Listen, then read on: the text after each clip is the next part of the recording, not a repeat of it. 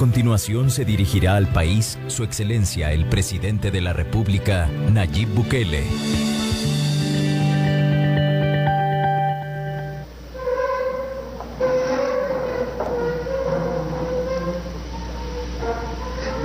Desde el Salón de Honor de Casa Presidencial, este es el mensaje a la nación del Presidente de la República, Nayib Bukele.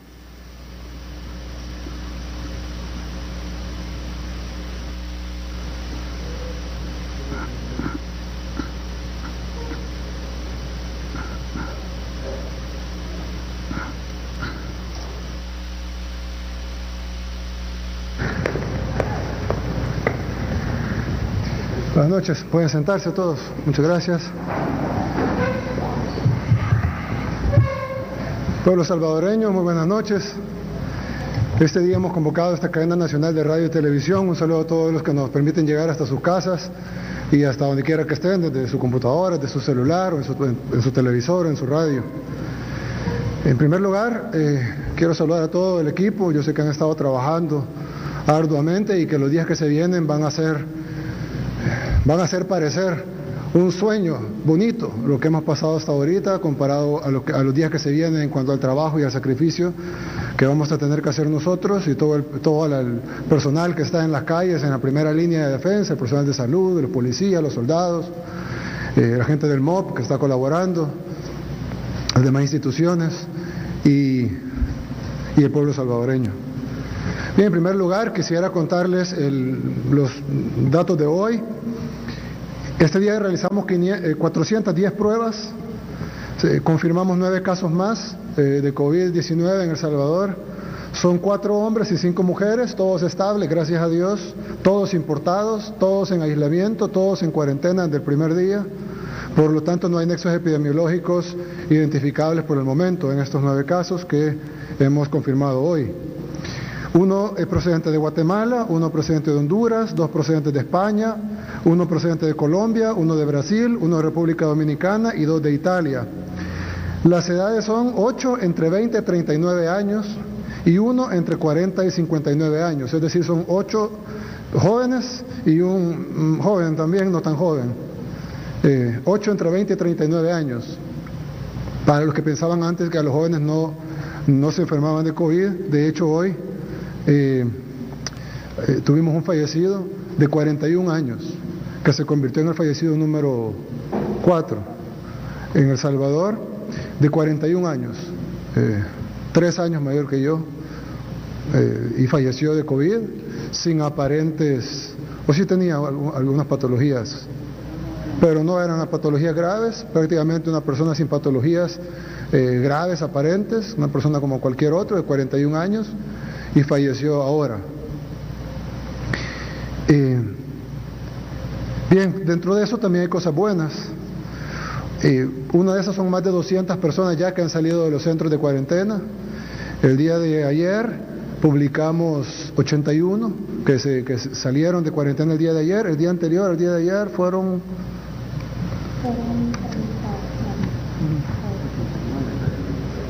No, 81 fueron ayer, bueno, 70 y algo,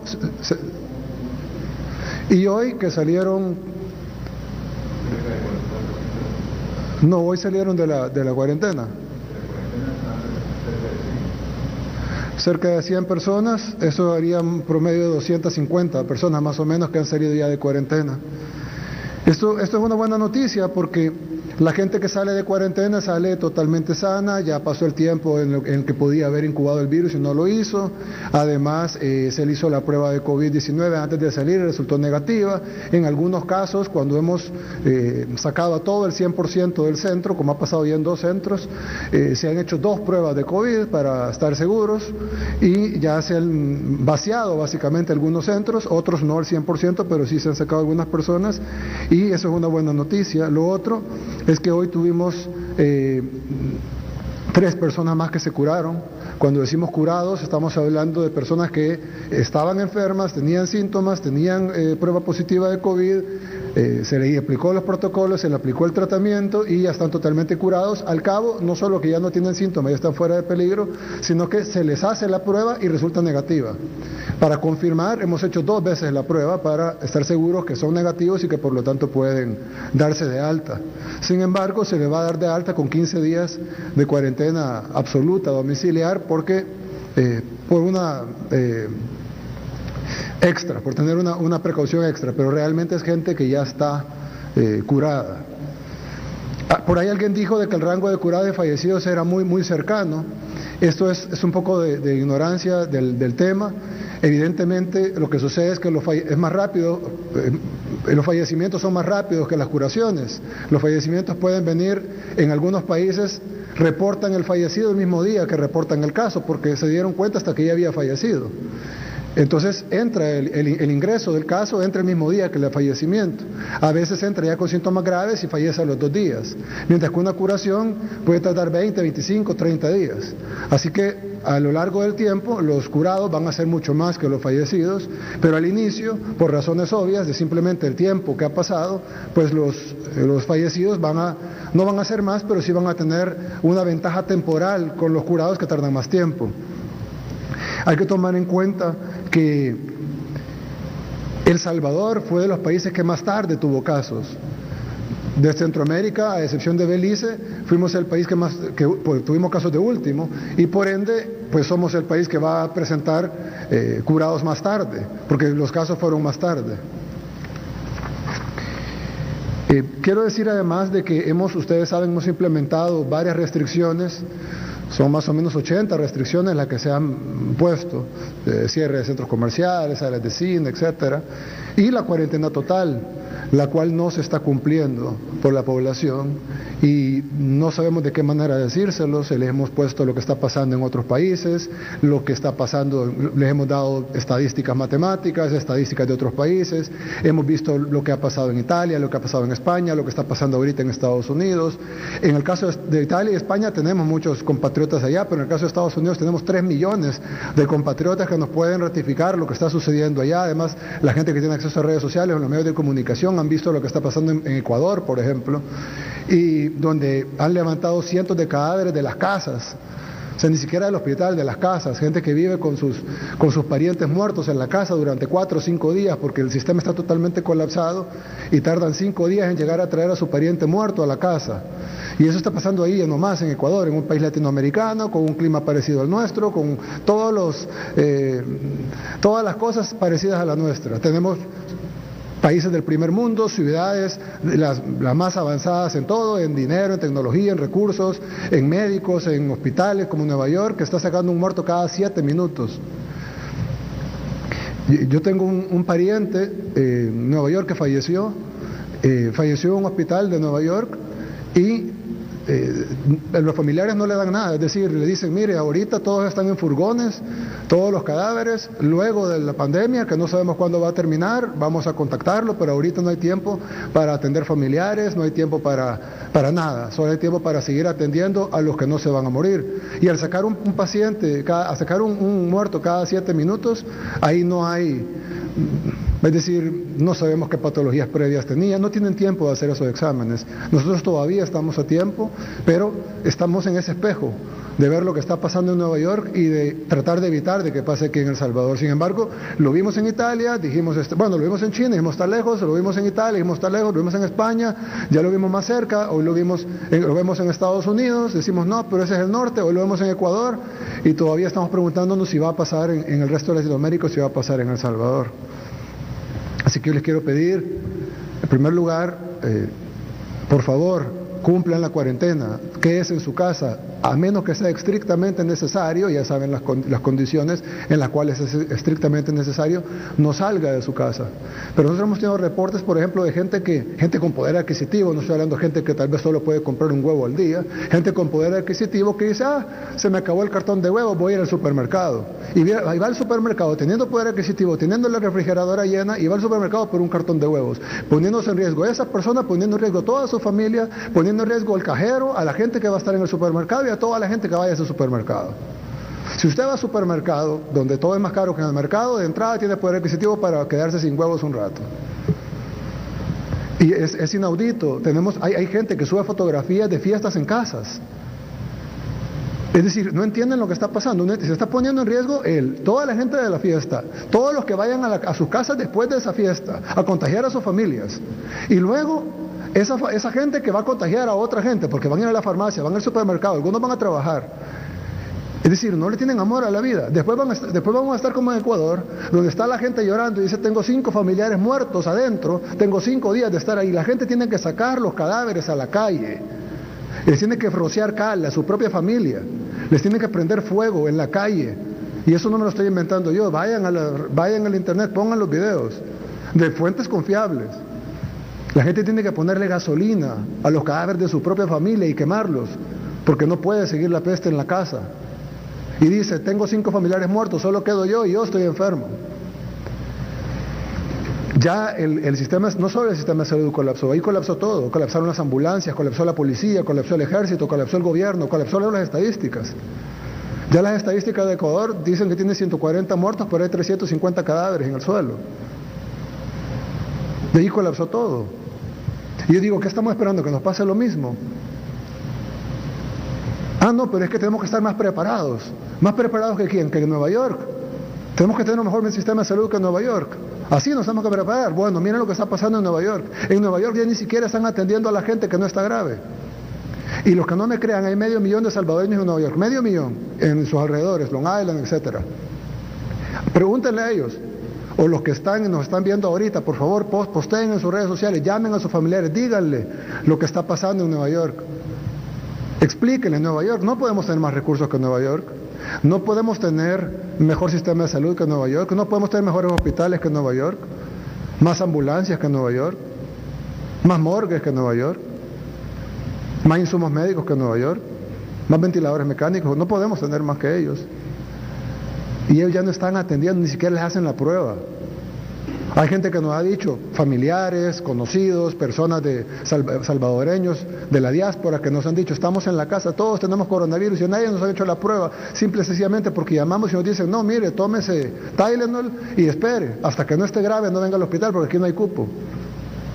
Tienen pacientes acostados en el suelo, sacan camillas y los tienen acostados en el frío, afuera, en tiendas de campaña.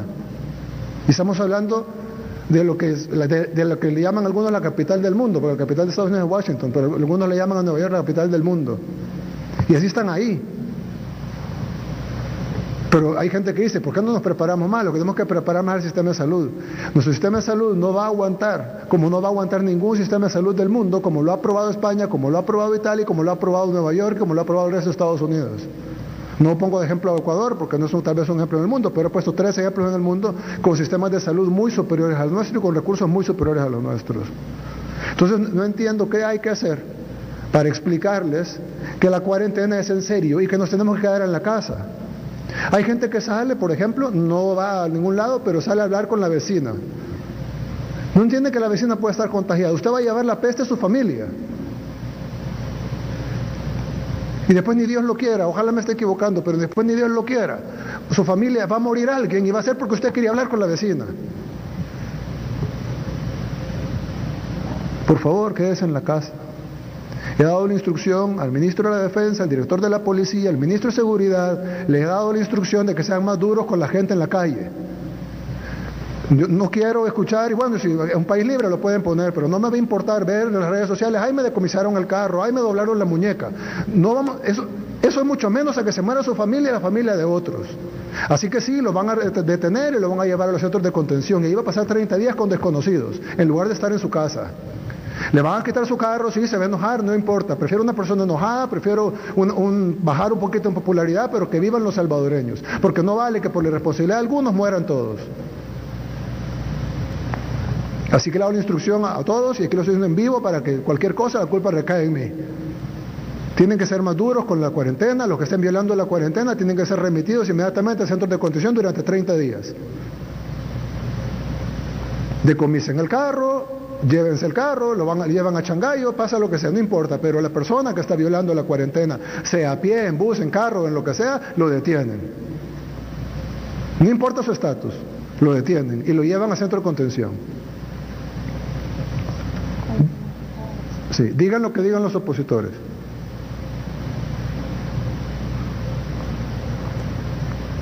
Bien. Ahora, nosotros queremos plantear algo que hemos estado trabajando muy duro, aparte de todo lo demás que ustedes han visto, de construyendo hospitales, reconstruyendo toda la red de salud que se estaba literalmente cayendo.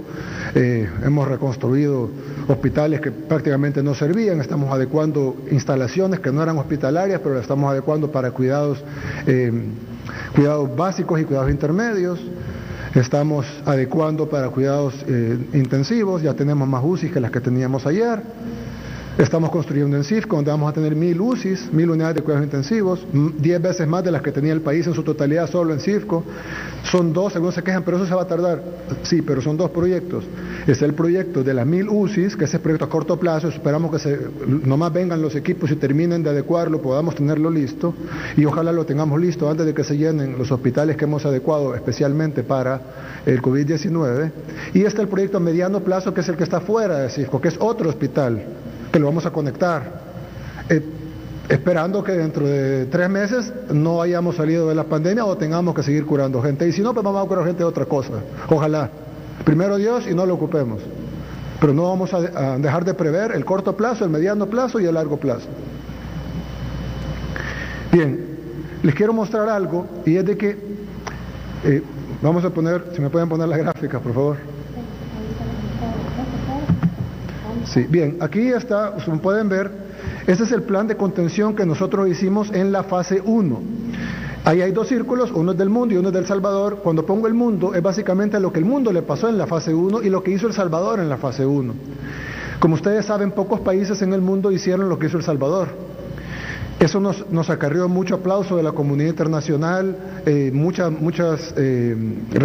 referencia que se tuvo en muchos países que dijeron debimos haber hecho lo que hizo El Salvador o hagamos lo que está haciendo El Salvador. Muchos países hicieron lo que estábamos haciendo nosotros, pero solo para dar un ejemplo, fuimos el primer país del mundo que bloqueó el ingreso de personas que vinieron de China, el primero del mundo. Fuimos el primer país del mundo que bloqueó el ingreso de personas que venían de Corea. Fuimos el primer país del mundo que bloqueó el ingreso de personas que venían de Italia. Fuimos el primer país del mundo que bloqueó el ingreso de personas que venían de Alemania y de Francia. Fuimos el primer país del mundo que bloqueó el ingreso de personas que venían de España. Y fuimos el segundo país del mundo, después de Italia, que declaró que nadie podía entrar al territorio nacional a no ser que no sea un salvadoreño. Y que paramos todos los vuelos. Fuimos el segundo, solo después de Italia, que ya estaba con la pandemia total encima. Entonces, esto fue lo que pasó en otro país. Este país puede ser cualquiera, aquí puede ser Estados Unidos, puede ser México, puede ser Costa Rica, puede ser cualquier país. Vienen los vuelos de China, y en el vuelo de China, como no lo cerraron, entran contagiados. Esto es lo que se llama fase 1, que la OMS llama la importación de casos. Viene el vuelo de Corea y ingresa contagiados. Viene el vuelo de Italia, ingresa contagiados. Esto le pasó a Estados Unidos, esto le pasó a casi todos los países del mundo. Viene el vuelo de Alemania, ingresa contagiados. Viene el vuelo de Francia, ingresa contagiados. Viene el vuelo de España, ingresa contagiados. Y eso es lo que pasa en otro país. La fase 1, la fase de importación de casos, se convierte en una fase en donde no se detiene. Los vuelos vienen, cada vuelo trae contagiados. Y entonces termina la fase 1 con una potencia grande para iniciar la fase 2. Pero nosotros, ¿qué fue lo que pasó en la fase 1? En la fase 1, El Salvador, estaba toda la población sana, evidentemente, al igual que los demás países, pero el día 31 de enero, cerramos los vuelos de China, y entonces los vuelos de China, o sea, las personas que vinieran de China, aunque fuera por escalas, no podían ingresar. El día 24 de febrero cerramos los vuelos de Corea del Sur. Los tampoco entraron. O sea, la gente que venía de ahí. La gente que venía de Italia también fue el mismo día, el 24 de febrero, lo cerramos. Lo cerramos cuando tenían 1000 casos. Italia tenía 1000 casos cuando nosotros cerramos el ingreso de personas que vinieran de Italia. Ahora tienen 132.000 casos en Italia. 132.000. Y nosotros lo cerramos cuando tenían 1.000. Francia, nosotros lo cerramos cuando llegaron a 1.000. Ahorita tienen 98.000 casos. Entonces también cerramos el ingreso de las nacionalidades que tenían más probable infección. Cuando Alemania llegó a 1.000 el mismo día, 7 de marzo, ahora tienen 103.000 casos, pero en ese tiempo tenían 1.000, cerramos el ingreso de personas provenientes de Alemania. Cuando España llegó a 1.000 casos, ahorita tienen 136.000 casos. O sea, la probabilidad, 136.000 confirmados, pero cuando tenían 1.000 casos confirmados, nosotros cerramos el 9 de marzo, so pena de perder el vuelo de Iberia, cerramos España y bloqueamos ese ingreso. Pero cuando Estados Unidos llegó a los 1.000 casos, entonces nosotros dijimos, ya es imposible detener esto por nacionalidades, porque si ya está Estados Unidos con toda la influencia que tiene sobre nosotros, pues evidentemente ya hay peligro que vengan de México, que vengan de Guatemala, que vengan de Honduras, que vengan de Nicaragua, que vengan de Costa Rica, porque Estados Unidos se conecta con todo y sobre todo con América, con el continente americano. Entonces, lo que hicimos fue, como pueden venir de casi cualquier lado, ahí está Guatemala, vía terrestre, etcétera, es un ejemplo, Honduras también, etcétera. Lo que hicimos fue cerrar todo el país, y ahí ven el círculo rojo, que ya no es el bloqueo de cada persona que viene de cada país, sino que el bloqueo total de ingreso al país. Y fue lo que hicimos. Entonces, ¿dónde va toda esta gente? Porque la gente siguió viniendo en aviones, es decir, los vuelos siguieron viniendo. Pusimos la cuarentena, pero no cerramos el aeropuerto. Entonces seguía la gente viniendo, pero la gente se iba a cuarentena.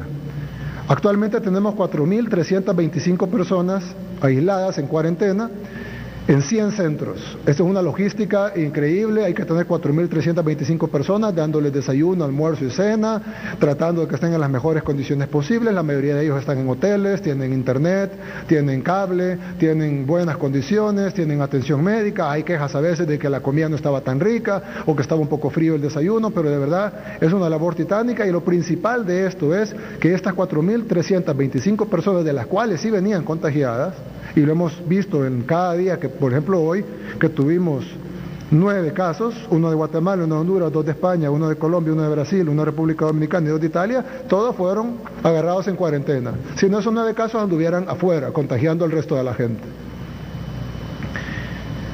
Esto es lo que hicimos. Aparentemente, en un escenario idílico, en un escenario perfecto, que no existe porque somos seres humanos, no entró ningún contagiado al país. ¿Cuál es el problema? Nada es perfecto. Y entonces, ¿qué pasa? Por ejemplo, mucha gente que venía de España decidió ir a Guatemala, como el salvadoreño vivo, ¿verdad? Listo. Decidió ir a Guatemala y meterse con el DUI. Entonces nosotros no lo podíamos traquear, porque como le revisábamos el pasaporte en el aeropuerto, pero si se venía vía Guatemala, venía con el DUI. Entonces con el DUI, con el CA4 podía pasar y nadie le revisaba el pasaporte. Entonces se nos metió gente vía Guatemala y vía Honduras que venían de España, que venían de Italia, etcétera. También se nos metió gente en los puntos ciegos, que esa es otra evidencia, y que todos los días entra gente en puntos ciegos. Algunos los agarramos en los puntos ciegos, algunos los agarramos gracias a las denuncias ciudadanas, y les pedimos que hagan denuncias ciudadanas de la gente que está infiltrándose a través de puntos ciegos, y también se nos da, como en el caso ahorita de la bandera de Estados Unidos, que se nos da que hay gente que entró horas antes del cierre y que probablemente venía contagiada.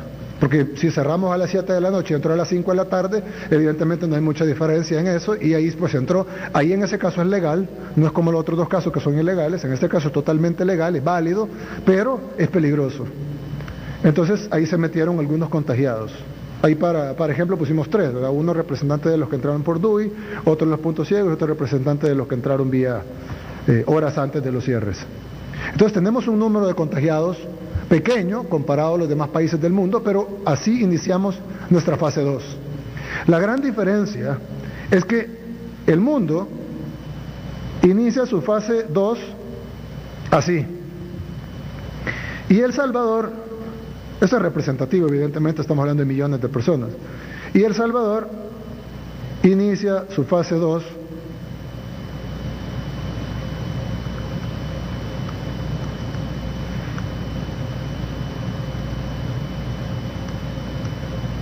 así. Bien, entonces, ahora vamos a la fase 2. Normalmente los países no hacen nada en la fase 2. Es decir, hemos visto algunos países, por ejemplo Guatemala puso restricciones en la fase 1 al igual que nosotros, un poco después, pero pusieron. Otros países también pusieron restricciones a los ingresos. Muchos países, me atrevería a decir, tarde o temprano pusieron alguna restricción en la fase 1. Hay países que no lo hicieron, de hecho todavía, caso de México o Nicaragua, no tienen ninguna restricción. Pero la mayoría de países pusieron algún tipo de restricción de fase 1. Ninguno en el mundo tan agresivo como en El Salvador, pero sí pusieron algunas restricciones de fase 1. Una vez pasada la fase 1, ya sea con muchas restricciones como nosotros, con pocas restricciones como otros países o con ninguna restricción como otros, pero simplemente dejan que la fase 2 suceda. La fase 2 es lo que llamamos la transmisión comunitaria. Es decir, Juan está contaminado porque vino de un país, vino de Italia, y Juan le va a pasar el virus a su familia, a sus amigos, a sus compañeros de trabajo, a su equipo de fútbol, etc. Entonces es lo que se llama transmisión comunitaria. ¿Qué han hecho todos los países en la fase 2? Esperar. Estamos en fase 2, transmisión comunitaria, esperemos. La gente se empieza a contagiar, al rango de 15 días más o menos empiezan los brotes fuertes, empiezan a llegar la gente al hospital, empiezan a tener 100 casos, 200, 400, 800, 1000, 2000, 4000, y entonces los hospitales se desbordan, empieza a morir gente, no da abasto, el sistema de salud colapsa, y eso es lo que ya en la fase 3, cuando ya es una epidemia generalizada. Y cuando colapsa, que es la fase 4. Pero nadie hace nada en la fase 2. Hizo un poco Singapur, hizo un poco Japón, pero casi nadie hace nada en la fase 2. Entonces, nosotros hemos decidido hacer algo en la fase 2 y hemos diseñado un plan que sí hemos tomado información de muchos países, hemos tomado información de cosas que se han hecho en Singapur. Por ejemplo, de hecho el martes tenemos una teleconferencia con el ministro de Salud de Singapur. Hemos tomado varias información de otros países, lo que han hecho bien, lo que han hecho mal, y hemos diseñado un plan que es un plan salvadoreño, es único, de verdad nadie lo está haciendo así. Creemos que puede ser replicado por otros países. Si esto se ejecuta bien, eso va a requerir el apoyo de la población, si no va a ser imposible. Pero creemos que este plan, así como fuimos líderes en el mundo en la fase 1, queremos ser líderes en el mundo en la fase 2. ¿Y cómo podemos combatir la fase 2?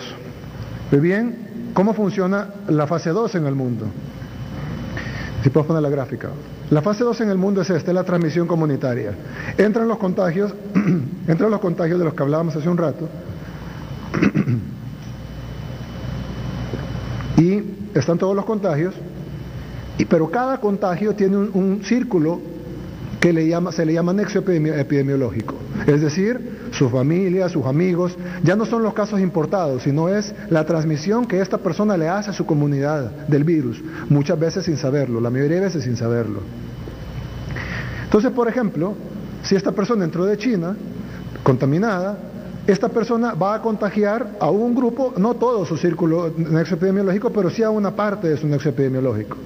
En este caso, para manera de ejemplo, ponemos 10 nexos y esta persona ha contagiado 3. Así pasa con cualquiera. Si digamos esta persona vino de España, igual contagia a una parte de sus nexos epidemiológicos o de su círculo epidemiológico, como lo estamos llamando en esta estrategia que estamos haciendo, igual si vino de Francia. Ahora, aquí viene lo interesante. Una persona que viene de Francia, o igual el que vino de España, o el que vino de China, o el que vino de cualquier lado, no solo contagia a las personas que están en su nexo epidemiológico, en su círculo epidemiológico cercano, sino que contagia también, van a decir, ¿por qué no está explicando esto? Ya van a ver por qué. Sino que contagia también a las personas, indirectamente a las personas de los nexos epidemiológicos, de sus nexos epidemiológicos. Por ejemplo, si esta persona que entró de Francia contagia a su hermano, porque viven en la misma casa, su hermano va a contagiar a 3 compañeros de trabajo que no tienen ningún nexo con ella, pero tienen nexo con su hermano. Entonces son nexos epidemiológicos del nexo epidemiológico del caso importado. Es decir, de esta manera es como se propaga la transmisión comunitaria. Para explicarlo mejor, ¿y qué es lo que vamos a hacer? Para explicarlo mejor, bueno, igual aquí, dentro de Italia, etc. Ahora, ¿qué es lo que vamos a hacer en El Salvador? En El Salvador pasaría lo mismo, con 2 diferencias fundamentales. La primera diferencia es que en El Salvador entra con menos potencia por la fase 1. Como la fase 1 detuvo el ingreso absoluto de toda la gente que venía contagiada, sino que lo detuvo en un gran porcentaje, no fue absoluto el ingreso, pues lo detuvimos en un gran porcentaje. Solo ingresaron menos casos. Aquí a manera de referencia ponemos 3, evidentemente son más, solo lo que presentamos hoy son 9, pero perdón, estos son los que los que no detectamos, los que no agarramos en la cuarentena, los que entraron con el DUI, que venían de España y luego cambiaron de pasaporte a DUI, los que entraron por puntos ciegos o los que entraron antes de que cerráramos. Y ahí ponemos, por ejemplo, María, Pedro y Juan. Digamos que Pedro es alguien que entró por un punto ciego y que nosotros no lo sabemos, no sabemos que entró por punto ciego. El problema es que Pedro ya contagió de su nexo epidemiológico a 3 personas. Esto es una hipótesis, ya les voy a enseñar un caso específico. Contagió a Inés, contagió a Ruth y contagió a Juan. Bien, pues no solo contagió a 3 personas, sino que Ruth, que es una de las personas que esta persona contagió, ya contagió a Marta y ya contagió a Felipe. Y Felipe, también Marta tiene su nexo, pero para ejemplo Felipe, ya contagió a José. Aún no ha contagiado más porque tiene menos tiempo de tener el COVID y al tener menos días de exposición, pues menos contagios posibles en el nexo epidemiológico. Esto es lo que está pasando. Cada quien contagia de acuerdo se va contagiando con el anterior. Y entonces una persona va haciendo una cadena que tenemos que detener, y esta es la clave de la fase 2. Entonces, ¿qué es un nexo epidemiológico? Bien, aquí está Pedro. Aquí vamos a explicar mejor y qué es lo que El Salvador va a hacer, qué es lo que va a hacer El Salvador diferente a los demás países del mundo y cómo podemos parar esta fase 2 antes de que se convierta en fase 3. Asumamos que estos son los nexos epidemiológicos del Pedro, estamos claros que pueden ser muchos más, pero para manera de gráfica, digamos que son 6. Y de los 6 contagia 3 y 3 no. ¿Por qué? Bueno, así es la epidemia, ¿no? A veces se contagia, a veces no. Estuvo más cerca de unos, más lejos de otros, el virus se llevó por las manos, tosió, etcétera, es diferente, ¿no? Algunos lo contagia, otros no. Cada uno de esos nexos tiene nexos epidemiológicos. Los que ven en gris oscuro, en negrito, depende cómo lo vean en el televisor, ya no importan, es decir, ellos ya están totalmente sanos, ellos no fueron contagiados por Pedro. Si no siguen en contacto con Pedro, y a eso vamos a llegar, cómo vamos a trabajar la fase 2, si no siguen en contacto con Pedro, si nosotros removemos a Pedro de la cadena de contagio, ya los que ven ustedes en negrito ya no les pasó nada. Ahora, los que ven en rojo no solo están contagiados, sino que van a contagiar más gente. De sus nexos epidemiológicos van a contagiar algunos, como el caso del primero, contagia a 2 de 4, por decir, el segundo contagia a 1 de 4, el tercero no contagia a nadie porque tuvieron suerte sus nexos. Cada uno de los que no son contagiados, pues ahí queda, no son contagiados. Pero los que sí son contagiados contagian a más, y así sucesivamente hasta que llega el punto donde ya el nexo es muy lejano y muy nuevo y no contagian a los últimos. Pero todas esas personas que ustedes ven ahí, que las subrayo ahí con un círculo rojo encima, todas fueron contagiadas por el ingreso del punto ciego de Pedro. Ahora, esto que estoy mostrando aquí es un demo, puede ser 10 veces más que esto, causado por el ingreso del punto ciego de Pedro. Ahora bien, ¿qué es lo que podemos hacer nosotros? Nosotros vamos a buscar a Pedro de ahora en adelante. Era lo que no estábamos haciendo antes. De hecho, teníamos 2 días de estarlo haciendo. Hay alguna gente que ya lo sabe por experiencia propia. Ahora vamos a buscar a Pedro. Vamos a ir a los hospitales, vamos a preguntar quiénes tienen enfermedades respiratorias. El Salvador siempre ha tenido muchas neumonías. Vamos a hacerle pulmonías, broncoespasmos, tos, gripe. Vamos a hacerle exámenes a todos. Por eso hemos más que duplicado las pruebas y queremos llegarles a 1000 diarias. Entonces vamos a hacer 1000 pruebas diarias y ahí vamos a encontrar a Pedro, al que no teníamos, porque entró por punto ciego, que se contagió, no importa, vamos a encontrar a Pedro, por la razón que sea, tiene COVID-19. Y de los nexos epidemiológicos de Pedro, que los vimos en la página anterior, como ustedes pueden ver, directamente a Pedro, vamos a quitar los anteriores, directamente a Pedro, son 3 los que están contagiados y 3 los que no están contagiados, pero nosotros no sabemos quiénes son. Entonces, ¿qué es lo que tenemos que hacer ahora? Nosotros tenemos que ir por los nexos epidemiológicos de Pedro. Entonces va a llegar el Ministerio de Salud con el apoyo de la policía y la Fuerza Armada y le va a decir a la persona, mire, disculpe, tenemos que llevarlo a un cuarto de cuidado. Un cuarto de cuidado es un cuarto de un hotel de muy buena calidad, no voy a decir los nombres por evidentes razones, pero de excelente calidad, Los cuartos de los hoteles son mejores que el 99% de los cuartos donde están durmiendo ahorita. Tienen cable, tienen internet, tienen 3 tiempos de comida al día, baño propio, etc. Van a estar en la mejor condición posible. ¿Y por qué? Porque de estos 6 no sabemos, aquí en la presentación sabemos que hay 3 contagiados y 3 que no, pero en la realidad no sabemos quiénes tienen COVID y quiénes no. Entonces, la FAES, la PNC y el Ministerio de Salud juntos van a llevar a los 6. Pedro ya está en el hospital o ya está en el cuarto de cuidado, depende de su gravedad, pero los nexos epidemiológicos los vamos a llevar a un cuarto de cuidado a una cuarentena de 5 días. 5 días. ¿Por qué 5 días? Porque las pruebas nuevas que tenemos dicen que se puede detectar en casi un 100% de veracidad a los 5 días, sumado a los días anteriores que tuve en contacto con Pedro. No necesariamente el contacto fue en el minuto antes que le llegamos a traer. Pero tenemos los 5 días más lo demás que es adicional. Lo vamos a llevar a un cuarto de cuidado en excelentes condiciones, con internet, teléfono, cable, en total contacto con su familia, baño propio, etcétera. 3 tiempos de comida, solo 5 días. En esos 5 días, no es para que muestre síntomas, porque probablemente no va a mostrar síntomas en 5 días. Esos 5 días son lo suficientes para que el virus esté suficientemente incubado como para que la prueba lo detecte. Entonces ahí le practicamos la prueba de COVID-19. Y ahí, como sabíamos en la presentación que habían 3 sanos y 3 con COVID, los 3 sanos se enviarían a cuarentena a casa, porque están negativos en la prueba de COVID. Después de los 5 días de estar en el cuarto de cuidado, se regresan a su casa a los 5 días, o en el 6.º día, pues, después de los 5 días. Y de los que están enfermos, aquí ponemos un caso hipotético: uno iría a un hospital porque está grave, digamos, o tiene ya síntomas graves, y los otros 2 que no tienen síntomas o tienen síntomas demasiado suaves, irían a cuartos de cuidado. En la mayoría de países del mundo, las personas van a su casa a pasar el COVID.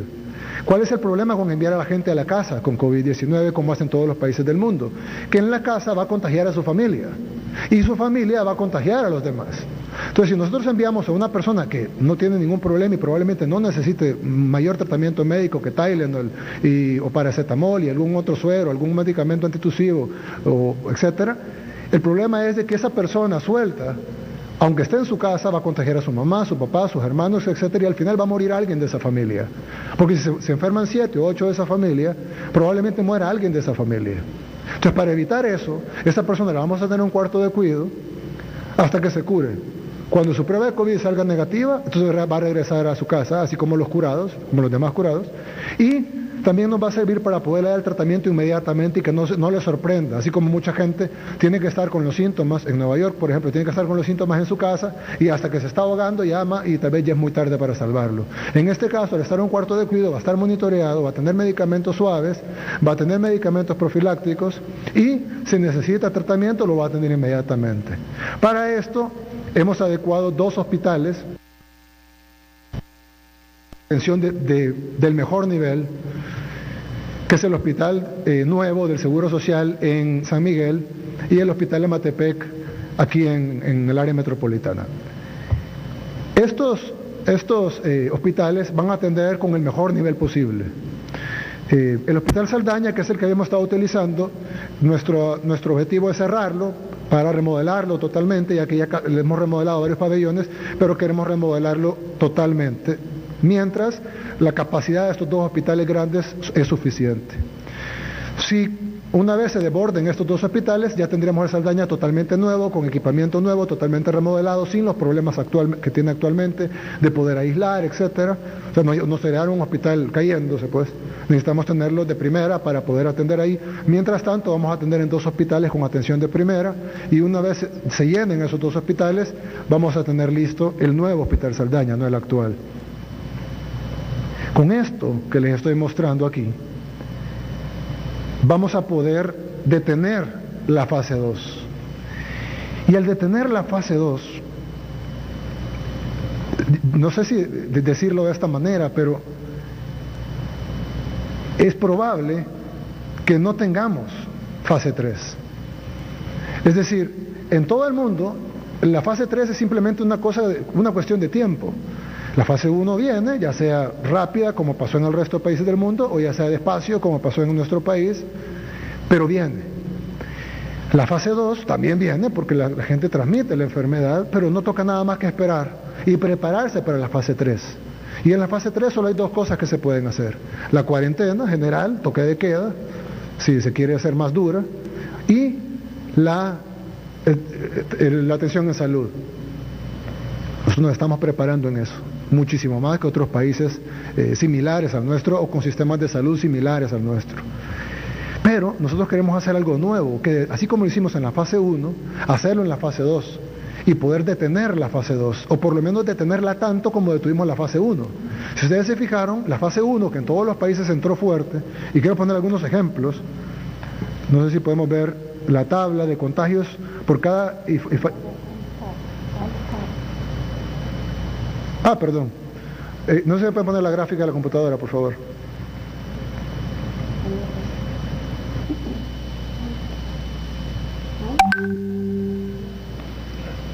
No, ahí está. Entonces en la fase 3, perdón. En la fase 3, esto es lo que pasa en la fase 3. El sistema, ya está el contagio masivo, el sistema de salud se colapsa y se desborda el número de fallecidos por dos razones. La primera, porque el sistema de salud está colapsado y por ende no puede atender a la gente y muere más gente que si tienen atención médica. La segunda es porque simple y sencillamente es matemática. Al haber más contagiados, pues hay más fallecidos. Y entonces se desbordan no solo los hospitales, sino que se desbordan las morgues, se desbordan los cementerios, se desborda todo. Y más gente sufre. No solo por la enfermedad, sino por su ser querido fallecido. Y estamos hablando de números espeluznantes. Para darles un ejemplo, en Estados Unidos murieron el 11 de septiembre 3.000 personas, el 11 de septiembre de 2001, y ahorita Estados Unidos lleva 10.000 fallecidos, 3 veces más que el 11 de septiembre, y Estados Unidos no va ni por cerca de su pico. Yo he escuchado gente decir que Estados Unidos está a una semana de su pico. Yo me atrevería a decir que están equivocados. Yo sé que son especialistas, yo sé que son infectólogos y epidemiólogos muy famosos, pero la simple lógica dice que no. Incluso yo he visto gráficas que han publicado gente muy inteligente en nuestro país y dicen, este es el número máximo de casos. Y yo creo que todos los que hemos presentado proyecciones en base a diferentes progresiones aritméticas, geométricas, de acuerdo a tablas o a curvas epidemiológicas de universidades, etcétera. Pero creo que se les olvida lo más sencillo y el sentido común, y es que si alguien está contagiado, puede contagiar a los demás. Cuando alguien dice el número máximo de contagiados que va a tener el país son 60.000, ¿por qué? Si esos 60.000 van a la calle, pueden contagiar otros 60.000 o otros 100.000. ¿Qué es lo que les va a evitar? La curva. No hay curva que dibujen ustedes o yo o nadie de este equipo o del equipo de especialistas mundiales que nos dé una curva. Esta es la curva del Salvador. Ok, tiene sentido, pero y si hay 60.000 como máximo y esos 60.000 van a la calle o van a las maquilas o van a trabajar o van al supermercado o van a hablar con la vecina o van a una fiesta, ¿qué va a pasar? ¿Se va a parar ahí porque la curva así dice? ¿Porque un tanque de pensamiento dice que en 60.000 se queda? No, se van a contagiar más gente. ¿Dónde está el límite? El único límite que se puede dar objetivo es cuando la gente ya tiene inmunidad, es decir, la gente que ya pasó por la enfermedad, que en la mayoría de los casos, porque ha habido casos de doble contagio, en la mayoría de los casos no se debería de volver a contagiar, porque debería ser ya inmune al virus. Pero eso solo cuando ya la población ya se contagió. ¿Cuál es el problema? Que si queremos contagiar el 70-80% de la población, como ha dicho el gobierno de Alemania, como ha dicho el gobierno de Ecuador, o como ha dicho varios gobiernos, estamos hablando de millones de salvadoreños contagiados. Y si le ponemos una tasa de mortalidad del 3%, por ejemplo, estamos hablando de cientos de miles de salvadoreños muertos, más que toda la guerra civil junta. 12 años de guerra civil, más que 30 años de pandillas y de delincuencia junta, en unos meses, si no hacemos nada. No hay ninguna curva que alguien pueda dibujar, ni que la dibuje nadie, ningún especialista que traigamos del mundo va a dibujar una curva que evite que las 60.000 contagiados salgan a la calle y no contagien a otros 60.000. Y que esos 120.000 no contagien otros 120.000. Usemos el sentido común. Bien.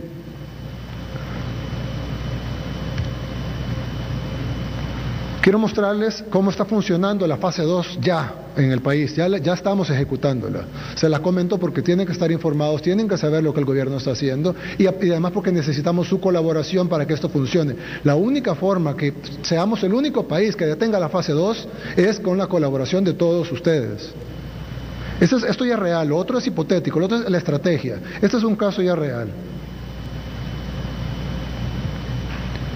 Bien, esto es lo que hemos formado, es el equipo interdisciplinario de contención epidemiológica.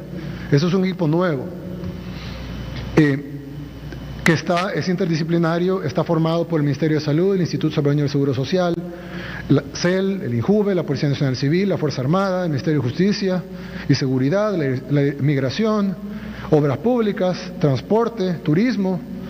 Van a decir, ¿por qué turismo? Porque esto es lo que se consigue en los hoteles, que son los centros de contención, en los centros de los cuartos de cuidado que vamos a tener ahora, el Ministerio de Gobernación, Protección Civil y el Ministerio de Medio Ambiente, sobre todo por su cuarto de crisis. Entonces, ¿qué hacemos? Primero, tenemos la persona infectada, de las que descubrimos con las pruebas que estamos haciendo y los que vamos a descubrir con el incremento de pruebas. Entonces, tenemos el perfil de la persona infectada. Lo ubicamos y hacemos un levantamiento geográfico de la residencia del paciente. Buscamos una línea de contagio, establecemos los contactos inmediatos, descartamos la línea de contagio del personal médico, establecemos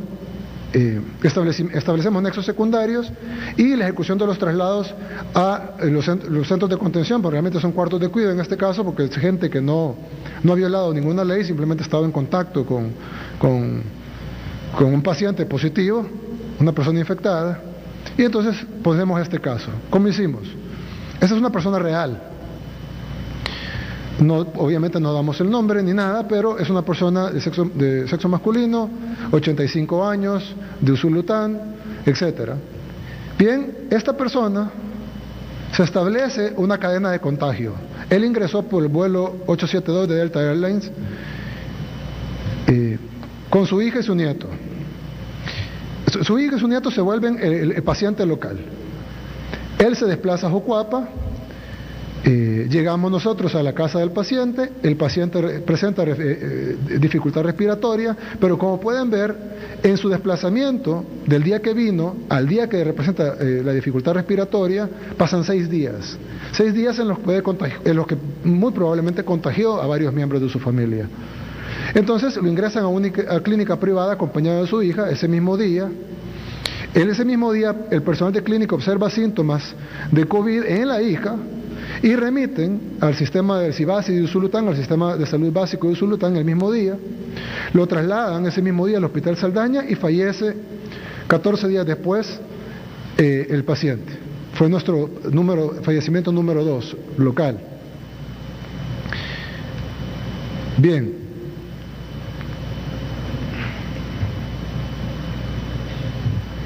El paciente, el nexo epidemiológico, el paciente primario, que es la hija, tenemos sus nexos comunitarios, los que lo atendieron médicamente y el vuelo en el que vino. En ese vuelo venían 67 personas, los familiares directos son 19 y los nexos comunitarios son 24. Total de personas identificadas son 113. Y en el caso del paciente secundario del padre, que es el paciente local 2, el que mencioné ahorita, el que falleció, tenemos 3 nexos de personas que le dieron atención médica, 19 nexos familiares y 24 nexos secundarios, amigos, vecinos, etcétera, haciendo un total de 46 personas identificadas. Entonces, una vez realizada la investigación, se determina que en estos 2 casos hubo un contacto con 74 personas. Familiares, personal médico, el vuelo, etcétera. Y luego hacemos los nexos comunitarios, familiares, y una vez realizada la investigación, se ve que estas personas tuvieron contacto directo con 4 personas, es decir, el paciente local 2 tuvo contacto directo con su hijo, con su hija, con su nieta y con su esposa. Los que están en rojo son los que fue el paciente local que falleció, los que están en anaranjado son los que estaban en cuarentena en el Hospital Saldaña, y los que están en celeste son los que están en cuarentena en el cuarto de cuidado. A estas personas se les va a correr pruebas para establecer los contactos secundarios. Y Una vez realizada la investigación, se determina que no hubo contacto directo con estas personas, los contactos de atención médica, más los contactos del vuelo, que son las 67 personas. La gente que no descendió del avión y los que permanecieron en el país.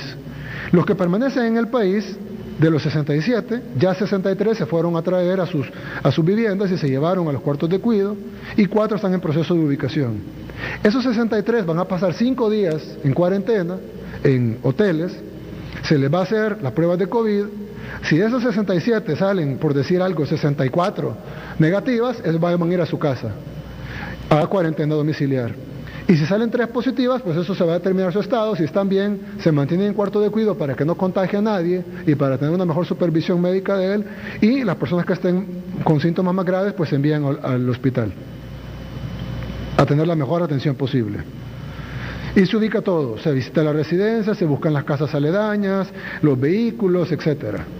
La zona de influencia, en el caso de Usulután. Y entonces, algunas valoraciones: el caso se mantiene en nexo epidemiológico foráneo, el protocolo establecido, bajo riesgo por parte del personal de la clínica privada por tener totalidad de equipo de protección, el entorno rural y las medidas preliminares otorgadas y acatadas hace un menor riesgo de exposición que en un entorno urbano, el personal de Delta Airlines no descendió del avión, el monitoreo de la ubicación de las 6 casas de familia está siendo realizado por el personal de MinSal y de la PNC, y se ha identificado un total de personas del vuelo 872 de Delta Airlines para la aplicación del protocolo de aislamiento y pruebas. Bien, estos son algunos de los nexos que hemos sacado de los pacientes, de los 6 pacientes locales. Evidentemente es diferente con los pacientes importados. En los pacientes locales, y a medida vayamos encontrando más, hemos encontrado 8 personas en el caso del paciente 1, 74 personas en el caso del paciente 2 por el vuelo, el vuelo de la hija, 6 personas en el caso del paciente local 3 y 4, 0 personas en el caso del paciente 5 que no tuvo contactos, aparentemente, y 10 contactos en el caso del paciente 6 que son contactos asintomáticos y se les va a hacer la prueba. Bien, lo que quiero decir con todo esto es que si nosotros logramos hacer esto, vamos a lograr agarrar al 100% de personas que tengan contactos. Ahora alguien va a decir, bueno, pero ¿qué tal si se les escapa a alguien? ¿Qué tal si esta persona también visitó a un amigo y se le olvidó, o fue a una fiesta y contagió a otras 3 personas? Bien, estas personas también van a presentar alguna patología en algún momento, van a llegar a un hospital, a una unidad de salud, a una clínica privada, a un hospital privado, a un hospital público, o el Seguro Social, o van a llamar al 132, y vamos a poder identificar los nexos de esta persona y los nexos de esta persona. Es un poco complicado, traté de explicarlo lo mejor posible, pero la importancia es que vamos a agarrar no solo los nexos, sino los nexos de los nexos y los nexos de los nexos de los nexos de cada paciente que se vaya presentando en pruebas masivas que vamos a hacer. Y de esa manera queremos ralentizar el crecimiento de la fase 2, a manera que no lleguemos, primero Dios, es casi imposible decirlo porque todos los países del mundo están entrando o esperando la fase 3, pero tal vez, primero Dios, haciéndolo bien y con el apoyo de la población, el apoyo absoluto de la población y el respeto de la cuarentena, que también ralentice el crecimiento de la fase 2, pudiéramos detener la fase 2 o mantenernos ahí y no pasar a la fase 3, que es el contagio masivo, que es lo que no queremos, y mucho menos la 4, que es el desbordamiento de todo el sistema de salud. Ahora, yo quiero hacer una acotación. Han habido muchos errores, estamos trabajando por arreglarlos, no somos perfectos, hay gente que dice no se dejan ayudar. Dios, nos hemos dejado ayudar, nos han ayudado todos los países, gracias a toda la gente que nos ha ayudado, creo que somos de los países que más ayuda recibimos. Novartis nos seleccionó para uno de los pocos países que recibe los tratamientos de hidroxicloroquina gratuitos de parte de ellos. Ya va a venir el primer cargamento de 55.000 dosis, nos van a dar 55.000 dosis mensuales regaladas, aparte de eso hemos comprado 1 millón de dosis. Hemos recibido apoyo de Estados Unidos, apoyo de China, apoyo de Singapur, apoyo de tantos países, de Cuba, de demasiados países y de empresas, ONGs, la empresa privada local, la gran mayoría de empresas privadas local, los medios de comunicación, epidemiólogos locales, extranjeros, de la OMS, la OPS, doctor Garzón, que ha sido excelente con nosotros, de la OEA, es decir, hemos recibido el apoyo y invitamos a los que quieran apoyar a que apoyen. Sin embargo, quiero que hagamos un poco el comparativo de algunos países y nosotros. Hay una tabla, aquí está. Oh, perdón. Hay una tabla. Es un poco injusto a veces cuando dicen Estados Unidos tiene 367,000 casos. Si me voy a poner la pantalla de la computadora. Dicen Estados Unidos tiene 367,000 casos. Sí, pero Estados Unidos también tiene 327 millones de habitantes. Entonces, yo creo que es justo cuando establecemos los casos.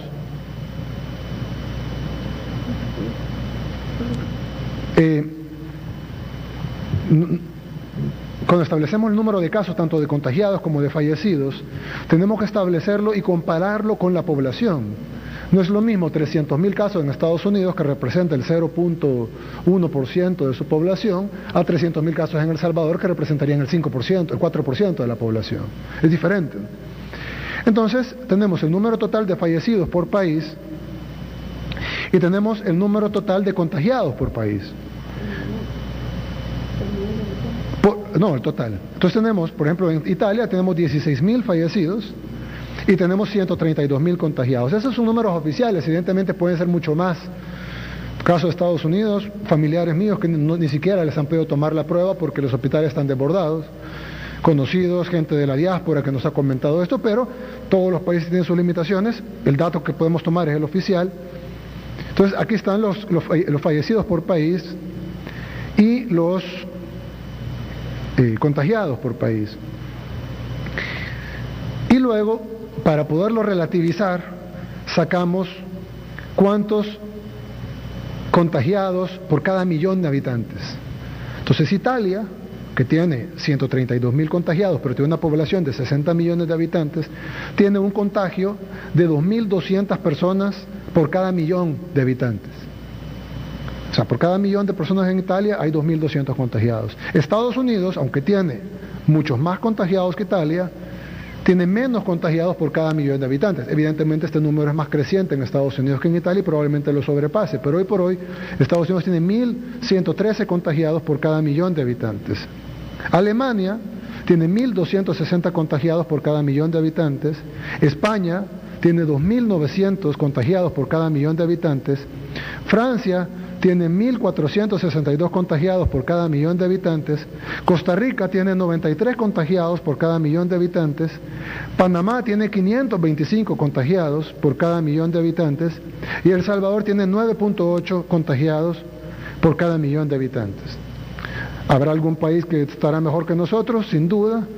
Muy probablemente hay otros países que presentan mejores cifras, pero simplemente porque no están midiendo, como el caso de Nicaragua, por ejemplo.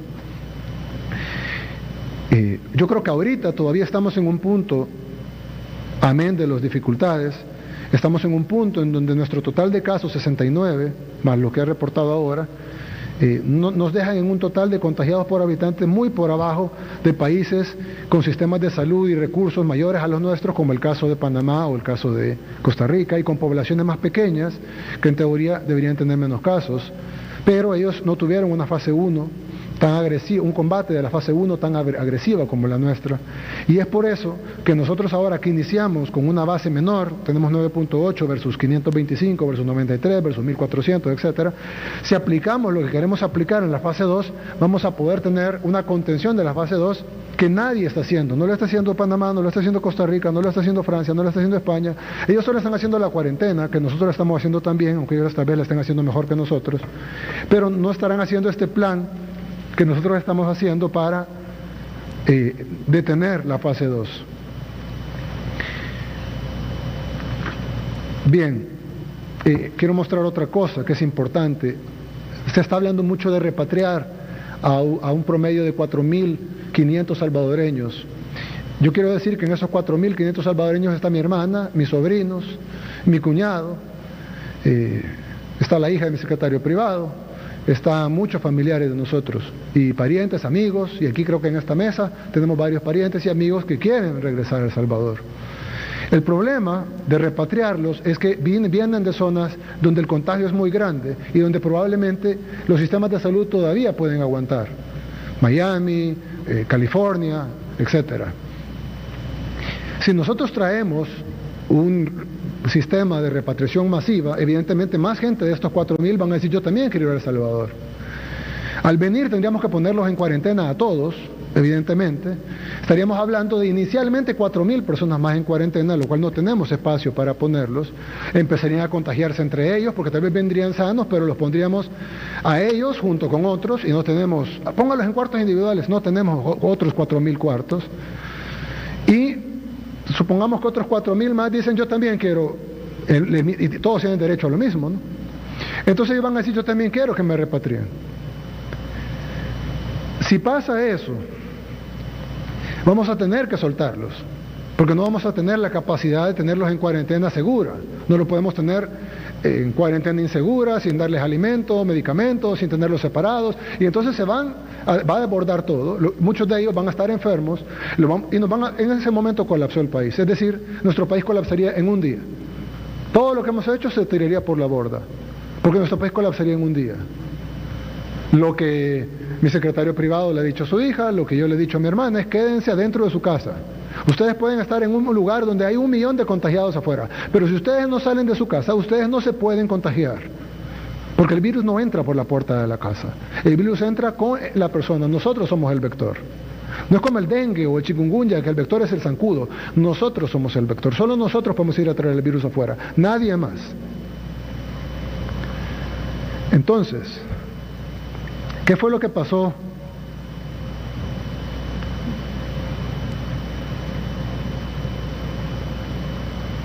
¿Es el mismo o es otro? ¿O eso es otro? Perdón.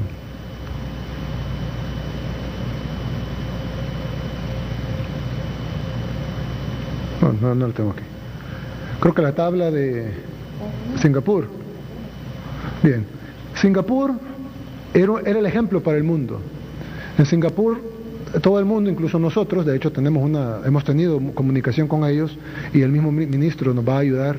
Creo que Singapur fue el que manejó mejor, siendo un país cercano y con mucho contacto comercial y turístico y de todo tipo con China, supieron manejar muy bien la epidemia y la contuvieron y se convirtieron en el ejemplo del mundo mucho más que Corea y que otros países que también manejaron muy bien, Japón, que manejaron muy bien la pandemia.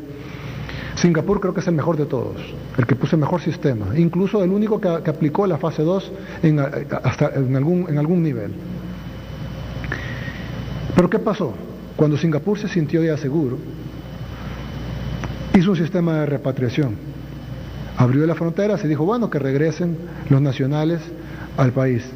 Y pasó de 150 casos que tenía el 1 de marzo a 1.375 casos que tiene actualmente. Y ahorita Singapur está imponiendo toques de queda porque tienen que parar la pandemia antes de que el sistema de salud del país que mejor había manejado esto colapse. ¿Por qué? Porque como lo dije hace un rato, las curvas existen por la acción humana. Si todos nos quedamos en casa, evidentemente la curva va a bajar. Pero no es que bajó porque el virus va a dejar de atacar, es simplemente porque si yo estoy lejos del otro o estoy en mi casa y no veo al otro, no lo puedo contagiar. Pero en el momento que se sueltan las restricciones, en ese momento inician los contagios de nuevo. Mientras el mundo no encuentre una cura o una vacuna, no hay forma de parar el virus más que con contención. No hay otra. No hay otra.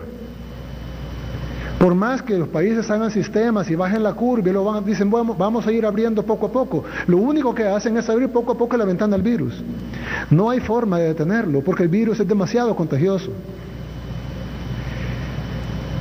Si ven aquí todos tienen mascarilla, menos yo porque estoy hablando.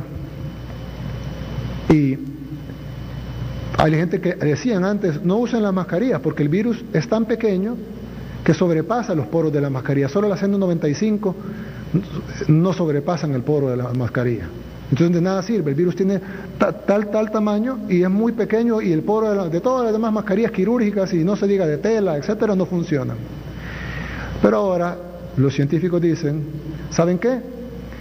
Todas sirven de algo, porque si bien el virus es más pequeño que el poro, el virus es transportado en su mayoría por pequeñas microgotitas de saliva, que son las que transportan el virus, y esas sí son detenidas por las mascarillas. Entonces, si bien el virus puede pasar por el poro, la gota no. Entonces, ahorita que yo estoy hablando, pues nadie me ve escupiendo. Pero si pusieran una máquina especial, vieran las microgotitas saliendo de mi boca.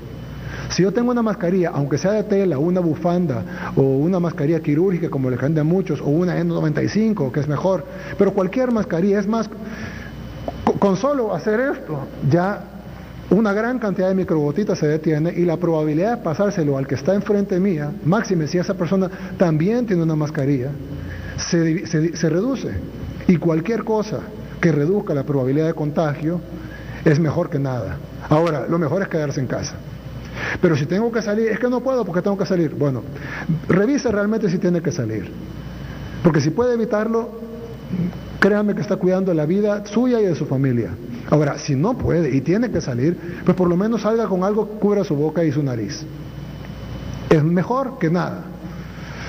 Si solo tiene tela, yo creo que cualquier salvadoreño puede disponer de un pedazo de tela, lávelo bien y si es posible hágale 2 o 3 capas. Entre más capas tenga, más probabilidad de que detenga las microgotitas, tanto que usted va a expulsar como que la gente va a tirarle, y eso va a evitar su contagio, va a evitar el contagio de los demás y va a evitar el contagio de su familia y al final el contagio del pueblo salvadoreño. Quiero decir una cosa muy importante. Hoy en la mañana tuvimos una pequeña manifestación de algún personal de salud en el hospital Amatepec de Lis que se quejaba de la falta de insumos. Yo pregunté, me dijeron que había insumos suficientes, igual mandé a sus insumos porque igual había que estar seguro. Pero yo quiero decir que he escuchado al personal de salud, no solo al que se manifestó, sino al personal de salud que trabajó también, al sindicato, nos hemos reunido con él, nuestro ministro de Trabajo ha hablado también con el STIS, etc. Los hemos escuchado, incluso hemos escuchado otras cosas que de verdad me han partido el corazón. Por ejemplo, enfermeras que han subido a buses y que no las han dejado subir. Porque ustedes traen la enfermedad y no las han dejado subirse a un bus. Yo he visto en España cómo la gente le aplaude al personal de salud. Les aplauden. Hacen a las 8 de la noche, todo el mundo para lo que está haciendo para aplaudirle al personal de salud. Y aquí en El Salvador estamos deteniendo gente que se suba al bus, porque ellos van a trabajar para curar a salvadoreños en los cuales muy probablemente usted va a estar un día en esa situación y va a necesitar a que el personal de salud lo cure. Y no lo estamos dejando subir al bus, lo estamos tratando mal. No les estamos dando los insumos. Y si están diciendo que sí, pues démosle el doble de insumos. Y los insumos necesarios para cada nivel. No necesitan traje espacial para todos los niveles, pero sí se van a entrar a una UCI, necesitan el nivel grado 3, entiendo, que es el nivel más alto. Y para estar afuera, pues el nivel 2, depende del nivel de riesgo que están. Pero necesitamos capacitaciones, necesitamos los insumos necesarios. Yo sí le quiero pedir a todo el Gabinete de Salud ampliado, al Seguro Social, al Ministerio de Salud, a FOSalud, a todo el Gabinete de Salud ampliado, aquí en Casa Presidencial, por favor, démosle los insumos necesarios a nuestro personal. Nuestro trabajo es fuerte, yo sé, es duro, pero no es tan duro como el de ellos. Nuestro personal de salud, nuestros policías, nuestros soldados, nuestro personal de protección civil, están en la primera línea de defensa, están enfrente del virus. Ellos son los que tienen que llegar a atender a alguien que está en una unidad de cuidados intensivos por COVID. Y esa persona tiene COVID-19 confirmado y está grave de COVID-19 y esta persona tiene que llegar a atenderlo, a entubarlo, a estar a 1 milímetro del virus.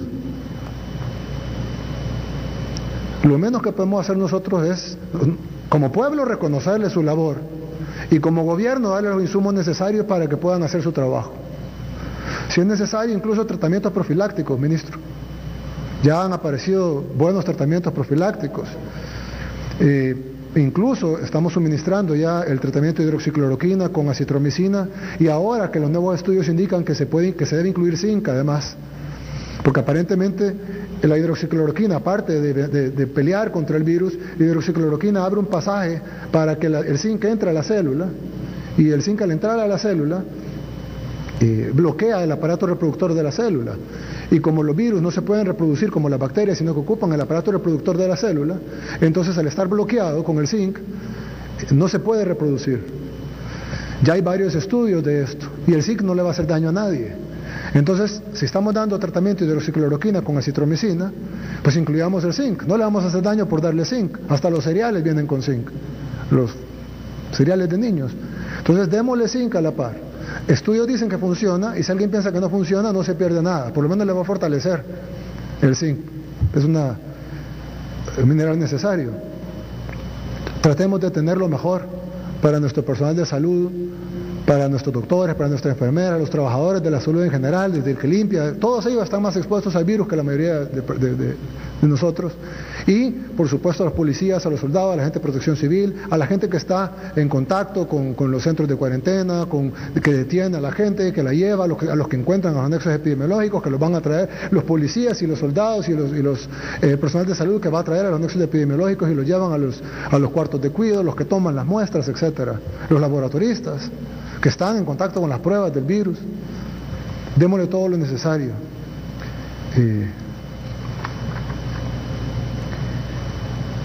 Yo quiero darles ese agradecimiento a todos los que están en la primera línea de defensa, en nombre del pueblo salvadoreño.